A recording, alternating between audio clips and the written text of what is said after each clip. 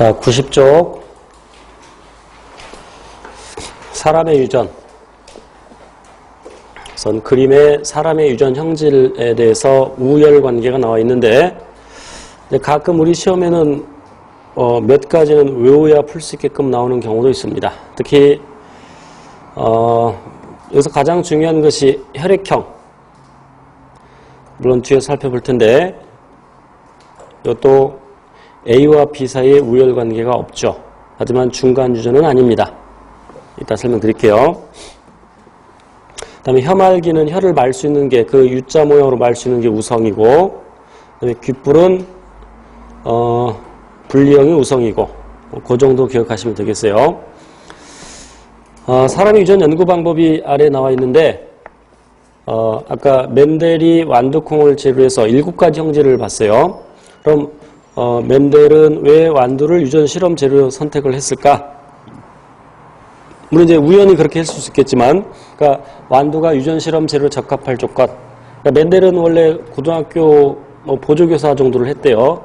이제 좀 똘똘하니까 그 학교 선생이 야, 너 대학 가서 공부해. 그래서 그때 당시 신학대학을 가서 이제 졸업하고 그 수도원에 근무하면서 되게 심심했나 봐. 그래서 뜰에다가 완두콩 심고 따서 막 세알해보고, 그래서 우열의 법칙도 발견하고 분리의 법칙, 독립 법칙도 발견했는데 그렇게 발견할 수 있었던 것은 유전 실험 재료로 완두가 적합하기 때문인데, 쓰면서 할게요. 유전 실험 재료로 적합할 조건. 구하기 쉬워야 되죠. 예를 들어서 어떤 식물을 재료로 해서 유전 연구를 하는데 독도에 살고 있다, 그 녀석이. 그럼 실험하는 동안에 계속 독도에 있어야죠. 번거롭죠. 불편하죠. 그리고 재배하기도 쉬워야 되죠. 식물이라면. 동물이라면 사육하기가 쉬워야 되고, 배양하기가 쉬워야 되고, 그리고 대립형질이 뚜렷해야 됩니다. 대립형질이 뚜렷하다는 얘기는 우열관계가 분명하다는 얘기지. 특히 특정 형질을 결정 유전자가 그 형질을 결정 유전자가 한 쌍이어야 되죠. 만약 여러 쌍이면, 예를 들어 완두콩의 모양을 결정 유전자가 A부터 Z까지 있다고 칩시다. 26쌍에서 결정된다고 하자. 그런데 모양은, 그 표현형은 둥근 것과 주름진 것이 있다. 그럼 어떤 유전자 조합에서 둥글게 나오고 어떤 유전자 조합에서 주름지게 나오는지를 파악하기가 매우 어렵겠죠. 대립형질이 뚜렷해야 된다.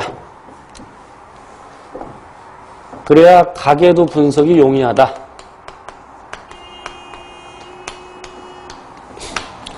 자, 그 다음에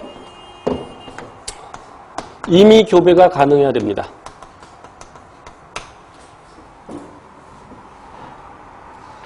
예를 들어 사람을 유전 실험 재료 쓸 때 길 가는 그 두 남녀 아무나 붙잡고 애 낳아주시오 그러면 미친놈 소리를 듣겠지. 임의 교배가 가능해야 돼. 그리고 또 자가교배도 가능해야 되죠. 사전적 의미의 자가교배는 사람이라면 남매끼리 결혼하는 거, 사람은 불가능하죠. 하지만 식물이나 다른 동물들은 윤리적 문제 없이 할 수 있죠. 그리고 한 번에 만들어지는 자손수가 많아야 되죠. 그래야 통계 처리하기 적합하죠. 신뢰도를 높일 수 있죠. 특히 중요한 건 대립형질이 뚜렷하다는 것. 사람 구하기 쉬워요?